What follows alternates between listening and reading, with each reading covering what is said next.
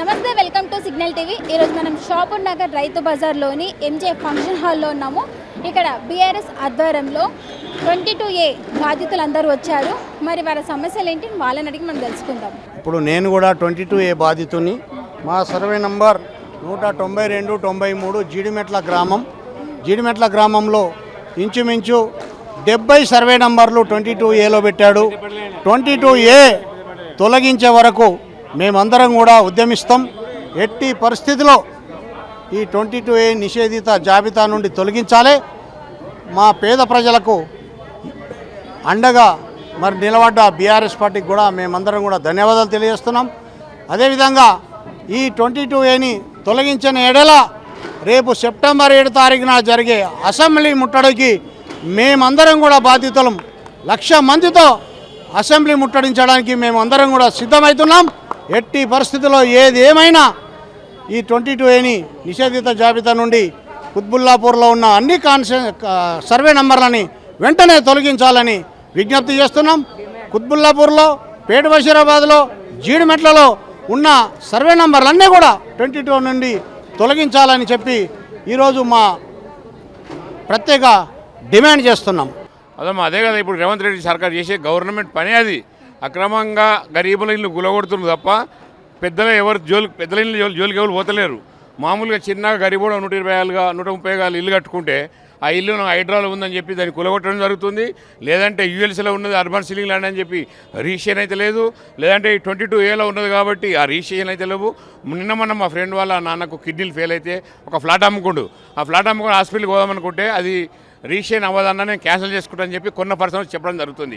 ఈ ఫ్లాట్ అమ్ముడు పోతే ఆయనకు ఆరోగ్యంకు హాస్పిటల్కి పైసలు పనికొస్తాయి మనకు. ఈ ప్లాట్ అమ్మలేక ఆయన ఆరోగ్యం బాగాలేక ఇబ్బంది పడుతుర్రు. ఇలాంటిది గవర్నమెంట్ దృష్టిలో పెట్టి 22A కానీ అర్బన్ సీలింగ్ ల్యాండ్ యూఎల్సీ కానీ ఎమ్మడి తక్షణం తీసేయాలని నేను కోరుకుంటున్నాను. అన్న, మీ భూములు 22Aలో నిషేధించబడ్డాయి కదా, ఏం చెప్తారు మరి దీని మీద? ముఖ్యంగా కూడా ఈ కాంగ్రెస్ ప్రభుత్వం ఏం చేసిందంటే మొన్న జూలై నెలలో 22A మీద మా ప్రాంతంలో కుత్బుల్లాపూర్ నియోజకవర్గానికి సంబంధించిన గాజుల రావణ ప్రాంతంలో 329/2 నుంచి 329/10 వరకు ప్రొవిషన్ ల్యాండ్ కింద పెట్టేశారు. ఎందుకంటే దాదాపుగా ఆ ప్రాంతంలో మహాదేవపురం కాలనీ, మల్లారెడ్డి నగర్ కాలనీ, అలాగే చెన్నకేశ్వర నగర్ కాలనీలు అని 3 ఉన్నాయి. దాదాపుగా 140 ఎకరాలకు సంబంధించిన రెసిడెన్షియల్ భూములు. 2013లో అప్పుడున్న కిరణ్ కుమార్ రెడ్డి ప్రభుత్వం దాన్ని నిషేధించింది. కానీ తెలంగాణ ప్రభుత్వం 2014లో కేసీఆర్ గారు వచ్చినాక మాకు జిహెచ్ఎంసీ అనుమతులు ఇచ్చింది, రిజిస్ట్రేషన్ అయింది. మొన్నటి దాకా 2026 జూలై దాకా మాకు రిజిస్ట్రేషన్ అయిన అనుమతులు వచ్చినాయి. మధ్యలో ఒకసారి 2016లో కొంచెం ఇబ్బంది అయింది, కానీ ఆ తర్వాత మాకు అనుమతులు వచ్చినాయి. బీఆర్ఎస్ ప్రభుత్వం ఉన్నప్పుడు మౌలిక సదుపాయాలు కూడా కల్పించడం జరిగింది. ఆ ప్రాంతంలో మాకు దేవాలయాలు నిర్మించుకున్నాము, కమ్యూనిటీ హాల్ నిర్మించుకున్నాము, సీసీ రోడ్లు ప్రభుత్వం కల్పించింది, అనేకం పాఠశాలలు కూడా నిర్మించుకున్నాము. దాదాపుగా 80% ఆ ప్రాంతంలో చాలామంది నివసిస్తున్నారు. ఇప్పటికిప్పుడు ఏమైందంటే 22Aలా మాది ప్రొహిబిటెడ్ ఏరియా కింద పెట్టడం జరిగింది. అక్కడున్న నివాసితులు చాలామంది ఇబ్బంది పడుతున్నారు, భయపడుతున్నారు. దీన్ని మేము ఒకటే కోరుతున్నాం. ఇన్ని రోజులు మేము 1967 నుంచి ఆ ప్రాంతంలో మాకు అనేక సంబంధించిన లింక్ డాక్యుమెంట్లు అన్నీ ఉన్నాయి. మరి ఇవాళ మమ్మల్ని నిషేధ ప్రాంతంలో పెడితే మాకు చాలా ఇబ్బందికరంగా ఉన్నది. ముఖ్యంగా ఏం చెప్పాలంటే మాదేపురం డివిజన్ కూడా ఏర్పాటు చేయడం జరిగింది. మాకు మొన్న సైబరాబాద్ మున్సిపల్ కార్పొరేషన్లో మాదేపురం డివిజన్ కూడా ఏర్పాటు చేసిర్రు. మరి మాదేపురం డివిజన్ పెట్టి మాదేపురంకు రిజిస్ట్రేషన్లో అనుమతులు లేకుండా చేయడం జరిగింది. మరి ఇది ఎక్కడ న్యాయం? ఖచ్చితంగా కూడా ఇంకొక విషయం ఏంటంటే గాజులాన సర్కిల్ అనేది కూడా మన సైబరాబాద్లో ఏర్పాటు చేయడం జరిగింది. మరి గాజులాన సర్కిల్ మున్సిపల్ కార్యాలయంలో దాంట్లో ఉన్నది. మరి అలాంటి కార్యాలయం ఏర్పాటు చేసి అన్నీ ఉండి ఏర్పాటు చేసుకున్నాక ఇలా నిషేధ ప్రాంతాలు పెడితే ఎట్లా ఉంటుందని మేము కోరుతున్నాం. ఖచ్చితంగా దాన్ని మేము ఎత్తేయాలని ఈ సందర్భంగా మా బీఆర్ఎస్ పార్టీ ఉపసభాపతి హరీష్ రావు గారు ఇచ్చేస్తున్నారు కాబట్టి ఆయనకు మా తరపున, మా కాలనీ ప్రజల తరపున మేము ఇవ్వడానికి మేము ఈరోజు ఇక్కడికి రావడం జరిగింది. దొంగ జీవోలు, దొంగ మెమోలే ఎక్కువనాయని అంటున్నారు, మరి ఏం చెప్తారు దీని మీద? దొంగ జీవోలు ఎట్లుంటాయమ్మా? 1967 నుంచి ఆ తర్వాత 1956 నుంచి అనేక లింక్ డాక్యుమెంట్లు ఉన్నాయి. ఇవాళ రాత్రి వచ్చిన 2014 తర్వాత వచ్చినాయి కాదు కదా. ఇప్పుడు ఆ లేఅవుట్ దాదాపుగా 89 అప్పుడే లేఅవుట్ చేసారు. దానికి సంబంధించిన భూపత్రాలు అన్నీ ఉన్నాయి మా దగ్గర. దొంగ జీవోలు ఎట్లయితే వాళ్ళు ఎక్కడో ఏదో చేసిరనే ఉద్దేశంతో అన్నిటి మీద రుద్దితే కరెక్ట్ కాదు కదా. దీన్ని మేము సమర్థిస్తలేము. మాకు 100% మాకు కావాలి, దాన్ని ఎత్తివేయాలి, ఎత్తేసి మాకు రిజిస్ట్రేషన్లు అనుమతులు ఇవ్వాలని మీ సందర్భం కోరుతున్నాం. 22Aలో అంటే మా ఆల్రెడీ యూఎల్సీలో ఉన్నాయి, మేము వాటికి డబ్బులు కట్టినాము. మాకు ఎన్ఓసి ఇస్తామన్నారు టీఆర్ఎస్ గవర్నమెంట్లోనే. ఇప్పుడు ఈ ప్రభుత్వం వచ్చిన తర్వాత 22A నిషేధిత జాబితాలో చేర్చి మమ్మల్ని అందరినీ ఆగం చేస్తున్నారు.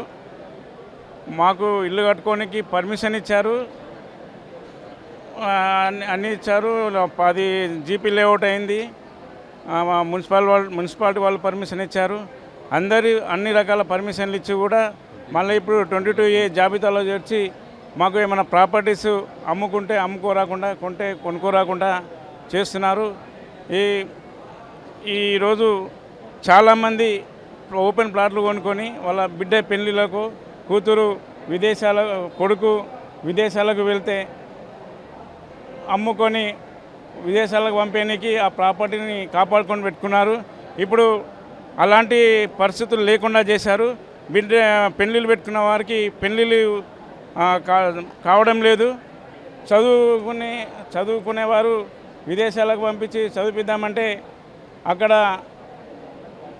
వారికి డబ్బులు దొరకక చదువులు ఆపుకోవడం జరుగుతుంది.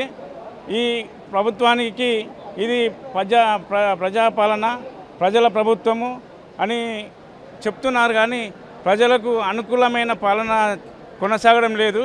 ప్రజాపాలన అంటే ప్రజలను కింది స్థాయి నుంచి అందరినీ సమంగా చూసుకుంటూ పరిపాలించేదే ప్రజాపాలన. కానీ ప్రజాపాలన విధంగా ఇది కొనసాగడం లేదు. ఈ రేవంత్ రెడ్డి ప్రభుత్వం నియంత్ర పాలన కొనసాగిస్తుంది. ప్రజాపాలననే సాగించాలని కోరుకుంటున్నాం. ఈ విధంగా చేస్తే ప్రజలలో తీవ్రమైన వ్యతిరేకత వస్తుంది. ఈ ప్రభుత్వానికి తగిన బుద్ధి ఖచ్చితంగా చెప్తారని నేను చెప్తున్నా. మేము గండిమేషంలో ఉంటాం మేడం. గండిమేషం అంటే మేము దాదాపు 15 సంవత్సరం అవుతుంది పిల్లాడుకొని.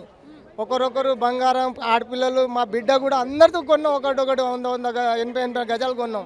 80 గజాలు కొన్న తర్వాత దాదాపు ఒక 15 సంవత్సరం అయింది. 45 రూమ్లు ఉన్నాయి మా దగ్గర. దాని తర్వాత మొత్తం కూలా కొట్టేశాడు ఎంఆర్ఓ. ఎంతోమంది ఎంఆర్ఓ మారిపోయి, మేడం వచ్చింది, అందరూ వచ్చినారు, కానీ ఎవరు కూలా కొట్టలే. ఈ ఎంఆర్ఓ వచ్చిన తర్వాత కూలా కొట్టారు మేడం మాకు. దాని తర్వాత కూలా కొట్టిన తర్వాత మన ఏ విషయంలో ఏ పాత బస్సు ఇంకా 300-400 ఇల్లు ఉంది ఇక్కడ ఈ సైడ్లో. రిజిస్ట్రేషన్ ఉంది, నో ఎంట్రీ ఉంది, అన్నీ ఉన్నాయి. అన్నీ ఉన్న తర్వాత కూడా ఏమైనా కట్టినా కూడా వాళ్ళు పేపర్ వాళ్ళు వచ్చేసారు 10,000, 20,000 భయపెట్టి తీసుకొని పోతారు, మళ్ళీ ఇంకొని పంపిస్తాడు. ఇట్లా జరుగుతుంది గండిమేషంలో. మీరు పేపర్లను చూపించిన కులగొట్టేసిరా? రిజిస్ట్రేషన్ కూడా ఉన్నాయి దాంట్లో. ఇప్పుడు దాంట్లో కులాగొట్టిన దాంట్లో 10-15 రిజిస్ట్రేషన్ ఉంది. ఆ పేపర్ కూడా ఎంఆర్ఓ మన సార్కి ఇచ్చాము. ఇప్పుడు దాంట్లో కూడా కులాగొడతారు. మీ ట్యాక్సీ మీద రిజిస్ట్రేషన్ చేయించిన మళ్ళీ కోర్టు ఎందుకు ఉందా, రిజిస్ట్రేషన్ ఆఫీస్ ఎందుకు ఉంది మేడం? ఇప్పుడు రిజిస్ట్రేషన్ 50,000 40,000 తీసుకొని రిజిస్ట్రేషన్ చేశారు కదా, దాన్ని మళ్ళీ రిజిస్ట్రేషన్ ఎట్లా చేస్తారు? గవర్నమెంట్కే పోయింది ఆ పైసలు. అవి గవర్నమెంట్ ఏం చెప్తుందంటే అవి గవర్నమెంట్ భూములు, అందుకే 22A పెట్టాము అంటున్నారు. రిజిస్ట్రేషన్ ఎట్లా చేయాలి? గవర్నమెంట్ రిజిస్ట్రేషన్ చేసిన తర్వాతనే కదా మనకు పట్ట అయింది కదా. పట్ట అయిన తర్వాత మళ్ళీ కులా కొట్టేది ఏముంది? పేపర్ చూపించిన మీటర్ ట్యాక్సీ వచ్చింది, డేనిస్ వచ్చింది, కరెంట్ వచ్చింది, బోర్ ఉన్నాయి, డేనిస్ ఉన్నాయి, అన్నీ ఉన్నా కూడా కులా కొడుతున్నాడు. మళ్ళీ ఎట్లా చేయాలి మేడం? మేము కులగొట్టిరు, అధికారులు ఏం చెప్పారు మరి? మీరు పోతే ఇప్పుడు ఏమన్నా అంటే కోర్టు చూసుకో, ఎక్కడ మళ్ళీ కోర్టు నుంచి ఆర్డర్ వస్తుంది, మళ్ళీ కలెక్టర్ ఆఫీస్కి కలెక్టర్ ఆఫీస్ పోయినా, కోర్టుకి పోయినా, వకీల్కి పెట్టినా, అన్నీ చేసినా మాకు దాదాపు 15 సంవత్సరాలు 8 నెలల నుంచి సత్తాయిస్తున్నారు మాకు. ఏమన్నా అంటే ఎంఆర్ఓ దగ్గరనే రానియడు మాకు. పోతే 15 మంది 5 మంది పిల్లాటి వాళ్ళు అందరు కలిసిపోతాం కదా, అప్పుడు కూడా పోలీసు ఫోన్ చేసి పిలుచుకుంటాడు, వీళ్ళకి లోపడేయండి అంటాడు. ఇదే మాట. చక్క మాతోటి కూడా మాట్లాడాలి. దాని తర్వాత మాకు గవర్నమెంట్ ఇలా పర్మిషన్ ఇచ్చింది. ఇప్పుడు FTAలో ఉంటే ఇక్కడ నీళ్ళ దగ్గర, చెరువు దగ్గర ఉంటే కూలగొట్టాలి. మాకు ఏది చెరువు లేదు కదా, అది గవర్నమెంట్ భూమి అని మాకు తెలియదు. మనకు గవర్నమెంట్ భూమి ఉన్నప్పుడు రిజిస్ట్రేషన్ ఎందుకు అవుతుంది?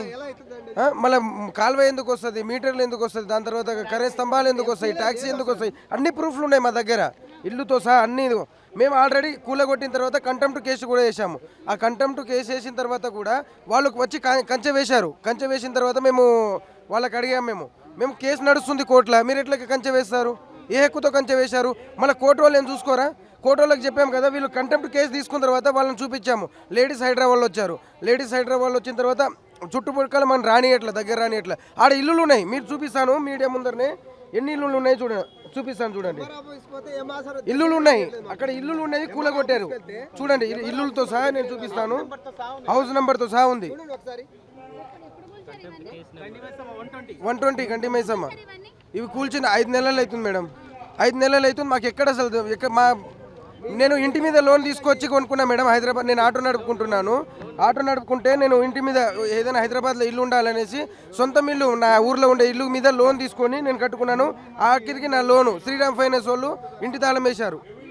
శ్రీరామ్ ఫైనాన్స్ వాళ్ళు ఇంటి తాళం వేసి ఇక్కడ లేదు అక్కడ లేదు, ఏడ బతకాలి? ఏదైనా మా గవర్నమెంట్ మాకు కొద్దిగా చూపించాలి కదా దారైనా. ఇంటి మీద లోన్ తీసుకొని రాసి పెట్టారు చూడండి.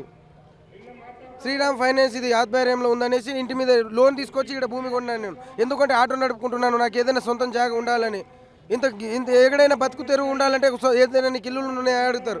నా పిల్లలు కూడా ఉన్నారు చిన్న చిన్న. ఎన్ని రోజులు కిరాయితో ఉండాలి, ఎన్ని రోజులు కిరాయితో ఉండాలి? అన్నీ ఉన్నాయి మా దగ్గర, ప్రూఫ్లు అన్నీ ఉన్నాయి. అయినా మాకు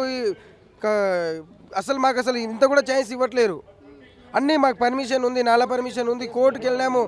ఎంఆర్ఓ మాకు ఎక్కువ సంత ఇచ్చిందంటే ఎంఆర్ఓనే ఫస్ట్ కట్టుకోమని అతనే అంటాడు. కూలగట్టింది అతనే, మళ్ళీ మాకు తెలియదని జరిగేది కూడా అతనే. మాకు అందరు గవర్నమెంట్ వాళ్ళు కూడా అంటున్నారు మీ దగ్గర అన్ని పర్మిషన్ ఉన్నాయి, మీ దగ్గర అన్నీ ఉన్నాయి, మీరు కంప్లైంట్ తీసుకున్నారు, మీరు కట్టుకోండి అంటారు కదా. మళ్ళీ ఎంఆర్ఓ దగ్గర పోతే కట్టుకోమంటాడు, దాని తర్వాత మళ్ళీ కూల కొట్టిస్తాడు అతనే. మళ్ళీ కూల కొట్టి మళ్ళీ పుల్లలు పెట్టి కూల కొట్టిస్తున్నారు. ఇది మా పరిస్థితి. రేవంత్ రెడ్డి గారు దిగిపోవాలి. జనాలకి ఏం చేస్తలేడు. కళ్యాణ పాద అన్ని కేసీఆర్ పెట్టి అన్ని క్యాన్సిల్ చేసిండు. మొత్తం ఏం చేస్తలేడు. రైతు బంధు ఇవ్వాలి, వృద్ధాక్ష పెన్షన్ ఇవ్వాలి. రైతులు చచ్చిపోయే పరిస్థితి వచ్చింది, చావు పరిస్థితి. అప్పుడు రాజశేఖర్ పిల్లలు రైతు బంధువులు చచ్చిపోయి రాలేరు. వీళ్ళ 10,000 డబ్బు కాపాడుకున్నారు, అస్సలు రాలేక. ఎవ్వడికి ఏమి ఇస్తలేడు, ఎరువులు కూడా ఇస్తలేడు వాడు, ఏమి ఇస్తలేడు జనాలకు. పింఛన్ కూడా రావట్లేదా? పింఛన్ కూడా క్యాన్సిల్ చేసిన వాడు. ఏమొస్తలేదు పెన్షన్. మా కేసీఆర్ ఇచ్చిన పెన్షనే, కళ్యాణ పథకం, షాదీ ముబారక్, సన్న బియ్యము, ఇవన్నీ ఇంటికి నల్ల అన్ని కేసీఆర్ ఇచ్చారు. గోదావరి తల్లి పోతే పట్టలేని ఇది దైత్యుడు రేవంత్ రెడ్డి గారు. పోతే ఏమని అనుకున్నాడు, మన ఇల్లు వేరే దొంగతనంగా దొచ్చుకోకపోతే ఊకుంటావా? ఇప్పుడు నీ ఇంట్లో దొంగతనం చేస్తుంది, దొంగలు దొచ్చుకోకపోతే నువ్వు కూడా అట్లా అన్నమాట. వీడు దొంగ, వీడు పెద్ద. ఏ ప్రభుత్వంలో ఇవ్వలేదు, మా ప్రభుత్వంలోనే సన్న బియ్యం ఇస్తున్నామని ఇవ్వలేదు. ఒక్క ప్రభుత్వం కేసీఆర్ తప్ప ఎవ్వడు ఇవ్వలేడు. ఇవన్నీ కేసీఆర్ పథకాలు. వాడు కాపీ కొట్టిండు, మనకి ఏం తెలియలేదు. మొక్కలలో తెలియలేదు, మనకి ఏం తెలియలేదు. ఇల్లు పోయిందా? పోయింది ఇల్లు, తెలుసా? ఎప్పటి నుంచి ఉంటున్నావు అక్కడ? ఎప్పటి నుంచి ఉంటున్నావు? నేను చాలా రోజులు ఉంటాను. నాకు 3 ఇల్లు ఉన్నాయి, ఇప్పుడు 2 అపార్ట్మెంట్లు ఉన్నాయి, 2 ఇల్లు ఉన్నాయి. 20,000 కిరాయి. ఊళ్ళో 80 ఎకరాల పొలం ఉంది, ఇల్లు ఉంది. నాకు అందరూ సపోర్ట్ ఉన్నారు. మా బాబాయ్ కూడా ఎమ్మెల్యేనే. ఏం చెప్తావు మరి? వేస్ట్. మళ్ళీ టీఆర్ఎస్ రావాలని కోరుకుంటున్నాం, మన ఆడ కేసీఆర్ రావాలని కోరుకుంటున్నాం. ఏం రేవంత్ రెడ్డి ఏం చేసిండు మేడం? వచ్చి అంతా ఇది ఉండింది గుంజుకుంటున్నాడు. ఆడ ప్లేస్ అది గవర్నమెంట్ది, ఇది బస్ స్టాప్ కట్టాలా. ఇన్ని రోజు పండుకున్నాడు ఆ బస్ స్టాప్ కట్టే ఆయన. గవర్నమెంట్ చిన్న చిన్న పిల్లలు అన్ని కష్టం చేసి బతికేవాళ్ళు మేడం ఈ గల్లీలో. అయితే ఎట్లా ఉండిన జాగా గుంజుకుంటున్నాడు. రేవంత్ రెడ్డి ఏం చేస్తున్నాడు మాకు? అంతా ఇట్లా చేస్తే ఏం ఆయనకు ఎవరు ఓటింగ్ వేసి ఎవరు గెలిచారో వాళ్ళు పుణ్యం రాని ఇట్లా చేసిండ్రు. రేవంత్ రెడ్డి వచ్చి మాకు కేసీఆర్ ఉన్నప్పుడు అయితే బాగుంటుండే మేడం, చాలా మంచి బతికినాం మేము. ఇప్పుడు పొంగులేటి శ్రీనివాసరెడ్డి ఏం చెప్తున్నాడంటే ప్రైవేట్ భూములు అందులో రావు, గవర్నమెంట్ భూములు, గుడిలకు సంబంధించిన భూములు, భూదాన్ భూములు ఇవి వస్తాయని అంటున్నారు. మరి మీ రిజిస్ట్రేషన్ భూమి ఎలా ప్రైవేట్గా కొన్నావా? అవి రిజిస్ట్రేషన్ చేయించుకున్నారు మేడం. పైసలు ఉన్న వాళ్ళు అది అంత ప్లేస్లో అయితే 5-6 ఇల్లు రిజిస్ట్రేషన్స్ ఉన్నా.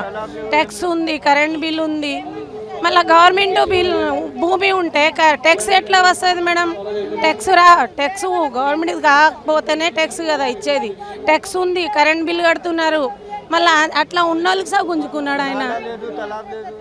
ఆడ తలా ఏమన్నా చెరువు కట్ట ఉంటే సరే అని కుళ్ళు కొట్టారంటే ఏం లేదు ఆడ. गंडी मैसम्मा में 120 बस्ती में हम लोगों के प्लाटा हैं. टोटल 150 प्लाट्स है. प्लाटिंग हुआ 12 इयर्स बैक. सब जने गरीबा खरीदने के बाद घर बना लिए. घर बनाने के बाद में हमारे को टैक्स दिए, करंट का मीटर दिए.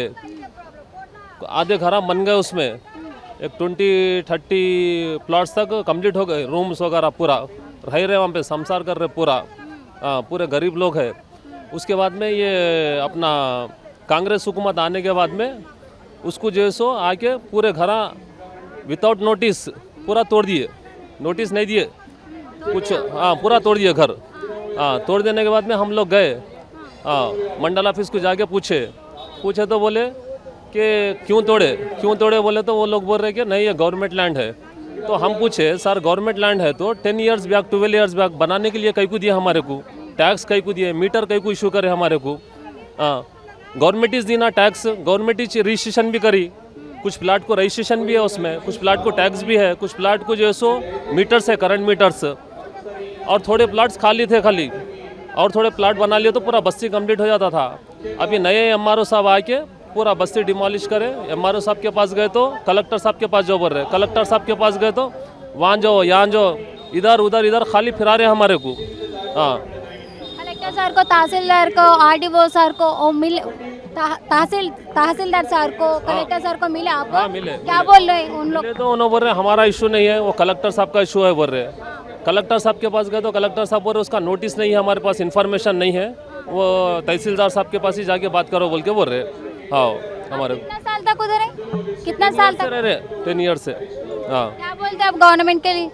गवर्नमेंट के लिए इंसाफ करो बोल के बोल रहे, जब हमारे को 10 साल पहले बनाने दिए, रहने के लिए दिए। हाँ? ఇప్పుడు మనము 22A బాధితుల మాటలు విన్నాం కదా. ఇల్లు మావి, భూమి మావి, వాటికి సంబంధించిన డాక్యుమెంట్స్ రిజిస్ట్రేషన్ కూడా చేసి పెట్టాము. అలాంటిది మేము అవన్నీ డాక్యుమెంట్స్ చూపిస్తున్నా కానీ అధికారులు ఎవ్వరూ నమ్మకుండా, వాటిని చూడకుండా మమ్మల్ని అసలు మా విషయంలో ఎలాంటి బాధ్యతగా వ్యవహరించకుండా మా ఇల్లును కూల్చేస్తున్నారు, మమ్మల్ని లాగం పట్టిస్తున్నారు. పట్టించుకోవాల్సిన ప్రభుత్వమే ఇలా మమ్మల్ని లాగం చేస్తే మేము ఎక్కడికి వెళ్ళాలి అని వాళ్ళ ఆవేదన అనేది మనం ఇక్కడ చూస్తున్నాము. 22Aలో ప్రభుత్వానికి సంబంధించిన భూములు, గుడికి సంబంధించిన భూములు, వఫ్కు సంబంధించిన భూములు, అటవీ భూములు, గవర్నమెంట్కి సంబంధించిన భూములు ఉంటాం. కానీ మేము ప్రైవేట్గా మేము లోన్లో తీసుకొని అప్పులు చేసుకొని కొన్న భూములు, ఇల్లులు ఎలా 22Aలో పెడతారు అని బాధితులందరూ చాలా అంటే చాలా ఆవేదన వ్యక్తం చేస్తున్నారు.